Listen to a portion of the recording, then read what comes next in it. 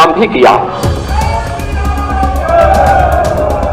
बहनों भाइयों, भारतीय जनता पार्टी के कार्यकर्ता को किसी भी स्थिति में बैकफुट पर आने की आवश्यकता नहीं है, किसी भी स्थिति में नहीं है, क्योंकि आपने कार्य किया है।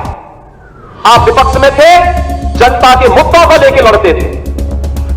आज जब सरकार में थे तो याद करिए, उत्तर प्रदेश के अंदर सुरक्षा का ये वातावरण आपको आज देखने को मिल रहा होगा। याद करिए, इसी मुहर्रम के समय में सड़कें खाली हो जाती थी, सूनी हो जाती थी। आज मुहर्रम आयोजित हो रहा है, इसका पता भी नहीं लग रहा है। ताजिया के नाम पर घर तोड़े जाते थे, पीपल के पेड़ काटे जाते थे, सड़कों के तार हटाए जाते थे, पुल तोड़ दिए जाते थे। आज कहा जाता है किसी गरीब की झोपड़ी नहीं हटेगी, आज कहा जाता है कोई तार नहीं हटेगा, आज कहा जाता है कि सरकार नियम बनाएगी, पर्व और त्योहार मनाना है तो नियमों के अंतर्गत मनाओ और नहीं तो अपने घर में बैठ जाओ। ये मनमानापन नहीं कर सकता है। और विधि का शासन कैसे होना चाहिए, सुशासन कैसे होना चाहिए, यह भारतीय जनता पार्टी की सरकारों ने देश के अंदर करके दिखाया है। लोक कल्याणकारी कार्यों का परिणाम कितना हुआ, कोई सोचता था? मैं याद है जब देश के अंदर कोरोना की हाथ हुई थी, माननीय नड्डा जी राष्ट्रीय अध्यक्ष के रूप में वर्चुअल हम लोगों के साथ जुड़े थे और आपने एक ही बात कही कि देश संकट में है, मानवता संकट में है। हमारे लिए एक ही मंत्र है, प्रधानमंत्री जी का आदेश है, एक ही मंत्र है और वह मंत्र है सेवा ही संगठन है। ये केवल भारतीय जनता पार्टी ने किया था। मुझे याद है कोरोना कालखंड में केवल भाजपा का कार्यकर्ता या राष्ट्रीय स्वयंसेवक सड़कों पर जनता जनार्दन की सेवा कर रहा था। अन्य किसी भी दल के किसी भी नेता का कोई अता पता नहीं था। कार्यकर्ताओं की बात तो दूर, आपने देश के अंदर 10 करोड़ गरीबों को मकान दिए। उत्तर प्रदेश में 56 लाख गरीबों को बिना भेदभाव के मकान दिए। हमने जो नारा दिया, मोदी जी ने जो नारा दिया कि सबका साथ और सबका विकास, हमने जाति मत और मजहब के आधार पर भेदभाव किसी के साथ नहीं किया। हम आज भी कह सकते हैं हमने किसी के साथ भेदभाव नहीं किया, कोई भेदभाव किसी के साथ नहीं किया। विकास के कार्यों के लिए भेदभाव नहीं किया। ये 80 करोड़ लोगों को फ्री में राशन आज भी मिल रहा है, क्या किसी जाति को मिल रहा है, किसी मत विशेष या किसी धर्म विशेष को मिल रहा है? भारतवासी है उसको राशन मिल रहा है। भारत पहला देश जिसने भूख से मौतें नहीं होने दी, बदहाली नहीं होने दी, आत्महत्या नहीं होने दी, किसी गरीब को सड़क पर भूखों से मरने के लिए मजबूर नहीं होने दिया। लेकिन उस सबके बावजूद भारतीय जनता पार्टी का कार्यकर्ता लगातार कार्य करता रहा।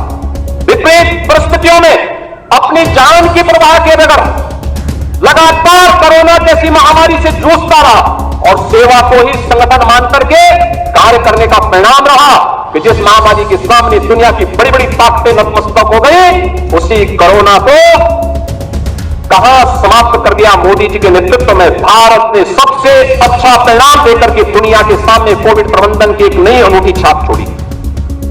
बीमारियों से होने वाली मौत, मुझे याद है 2014 में जब आदरणीय नड्डा जी भारत के स्वास्थ्य और परिवार कल्याण मंत्री बने थे, इंसेफेलाइटिस के मुद्दे को लेकर के एक सांसद के रूप में मैं उनके पास गया था और उन्होंने कहा कि हम इसमें सहयोग करेंगे। नड्डा जी और मोदी जी के सहयोग से गोरखपुर में एम्स भी बना। आज गोरखपुर का एम्स चालू हो गया, काम कर रहा है। पूर्वी उत्तर प्रदेश और बिहार की, नेपाल की एक बड़ी आबादी अपने स्वास्थ्य सुविधाओं का लाभ प्राप्त कर रही है। और 40 वर्ष से जो बीमारी थी, इस बीमारी से होने वाली मौत 90 से 95% मौतें अनुसूचित जाति, अति पिछड़ी जाति और अल्पसंख्यक समुदायों की थी। आज उस मौत को हम लोगों ने, डबल इंजन की सरकार ने पूरी तरह नियंत्रित किया है। इंसेफेलाइटिस पूरी तरह समाप्त हो गया है।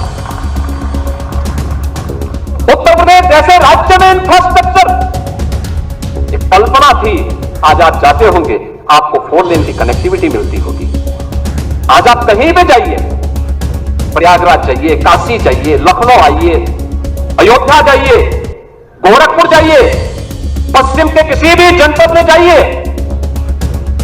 इंटर स्टेट बॉर्डर पर जाइए, आपको लगेगा आज कोई नहीं कह सकता है, उसको उत्तर प्रदेश का वासी कहने में संकोच नहीं होगा, क्योंकि उत्तर प्रदेश का इंफ्रास्ट्रक्चर किसी भी अन्य जगह से अच्छा आपको प्राप्त होगा।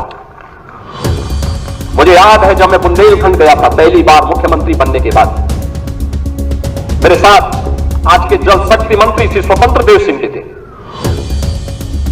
हम लोग चित्रकूट में गए, मैंने चित्रकूट में वहां के कार्यकर्ताओं के साथ बैठक की, जनप्रतिनिधियों के साथ बैठक की, रात्रि को मैंने वहां के उद्यमी और व्यापारियों के साथ बैठक की। मैंने उनसे कहा, मैंने कहा यार चित्रकूट में अच्छे होटल क्यों नहीं आ रहे हैं, अच्छी धर्मशालाएं क्यों नहीं बन रही?